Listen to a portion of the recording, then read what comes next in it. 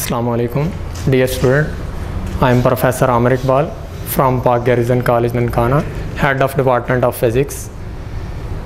उम्मीद करता हूँ बेटा आप सब खैरियत से होंगे।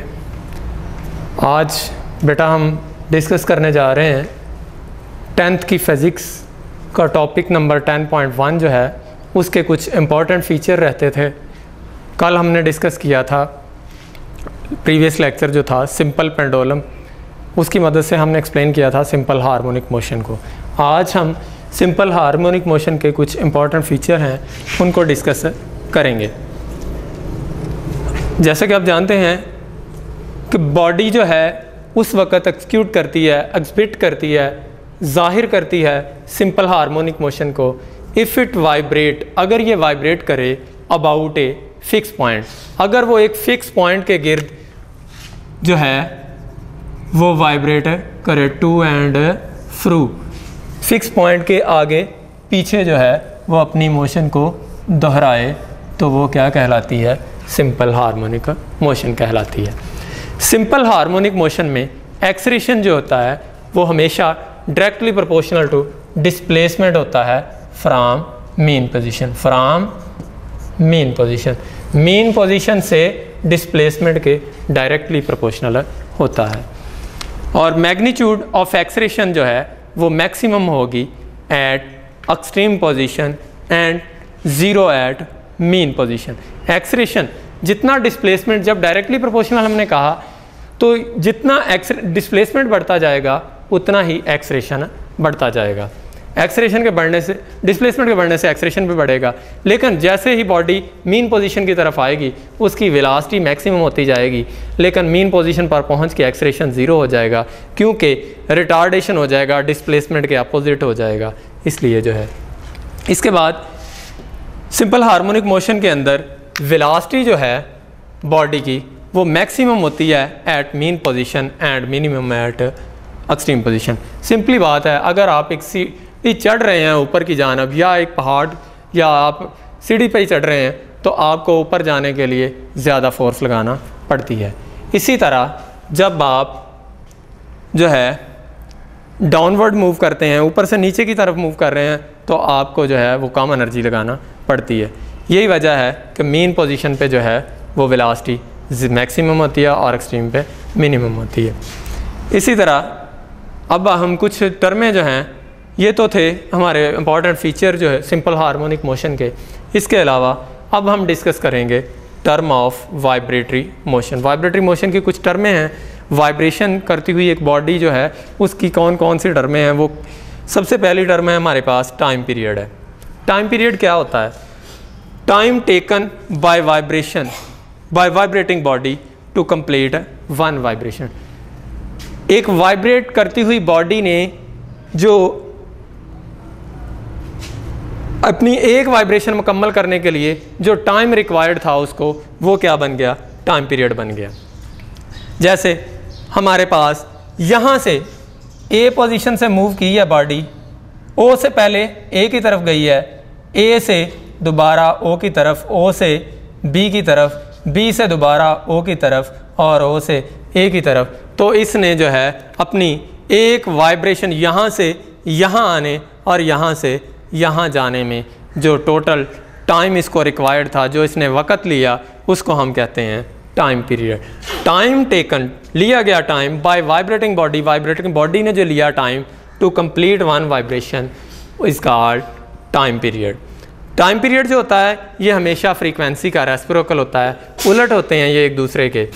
आपके सामने ये भी है, मैंने डायग्राम नीचे भी बनाई हुई है कि बॉडी जो है उसको एक वाइब्रेशन कंप्लीट करने के लिए जो है वो जितना टाइम रिक्वायर्ड यहाँ से ए पॉइंट से बी पॉइंट तक जाने के लिए जो उसे टोटल टाइम रिक्वायर्ड हुआ वो टाइम पीरियड के इक्वल है।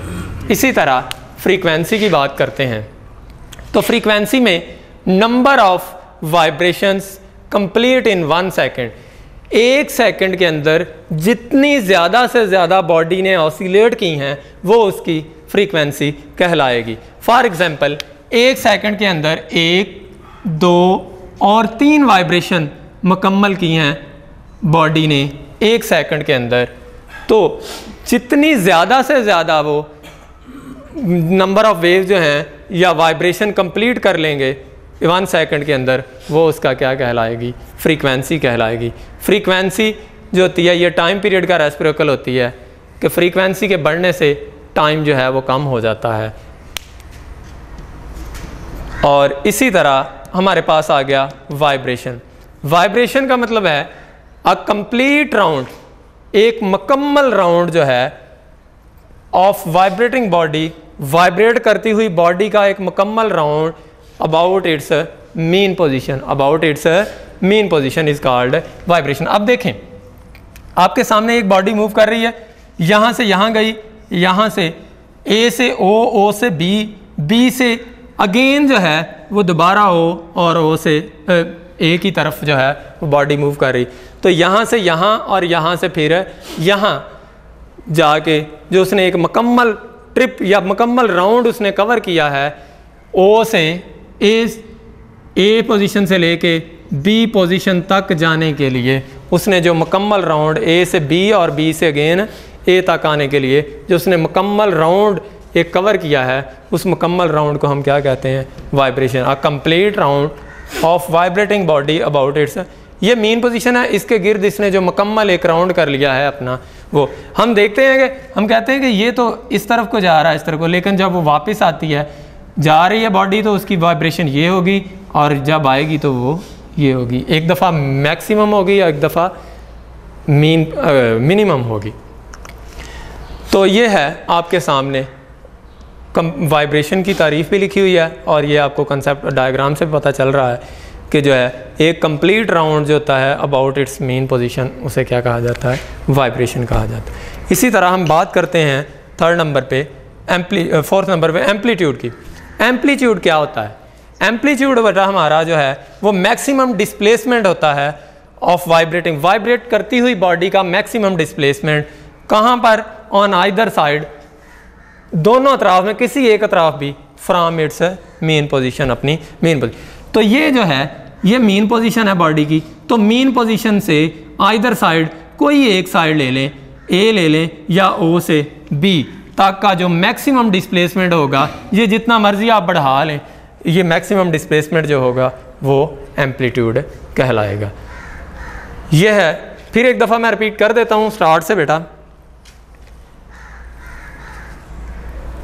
आज हमने सबसे पहले important feature of simple harmonic motion को डिस्कस किया था, जो प्रीवियस लेक्चर में भी आपने तकरीबन हर टेबल के अंदर जो था, हर एक्सप्लेनेशन के अंदर डिस्कस किया था कि बॉडी सिंपल हार्मोनिक मोशन उसी वक्त एग्जीक्यूट करती है अगर वो वाइब्रेट करती है about a fix position, fix position से आगे पीछे अपनी मोशन को दोहराए। तो इन सिंपल हार्मोनिक मोशन में एक्सलेरेशन जो होता है वो always directly proportional to displacement होता है फ्रॉम मेन पोजीशन। और तीसरी बात ये थी, magnitude of acceleration is maximum at extreme position and zero at mean position.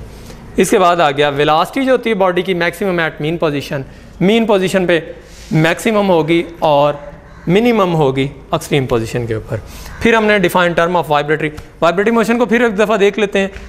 इसमें सबसे पहले टर्म जो थी वो टाइम पीरियड हमने ले लिया। तो टाइम टेकन, टाइम लिया गया, टाइम किसके लिए, एक वाइब्रेशन को कंप्लीट करने के लिए, वो क्या टाइम क्या कहलाता है, time period. Time taken by vibrating body to complete one vibration is called time period. Time period जो है वो फ्रीक्वेंसी का रेसिप्रोकल होता है। तो यहाँ से आप देख सकते हैं, फिर यहाँ से यहाँ आने के लिए और यहाँ से वापस जाने के लिए यहाँ तक जो हमें आने और जाने में वक़्त लगा है वो क्या कहलाता है, टाइम पीरियड कहलाता है। टाइम पीरियड को हमेशा कैपिटल टी से जाहिर करते हैं। अब आपके सामने आ गया फ्रीक्वेंसी।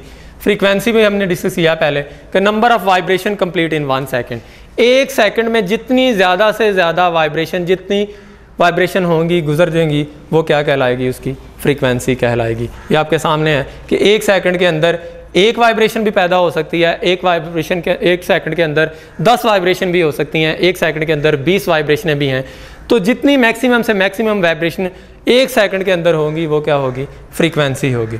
इसी तरह है vibration, a complete round trip of vibrating body, एक वाइब्रेटिंग बॉडी का जो है मुकम्मल round about it's main position, अपनी मेन पोजीशन के गिर्द जो है एक कंप्लीट राउंड जो है उसे क्या कहते हैं हम, वाइब्रेशन कहते हैं। इसी तरह आपके सामने है एम्पलीट्यूड। एम्पलीट्यूड क्या है?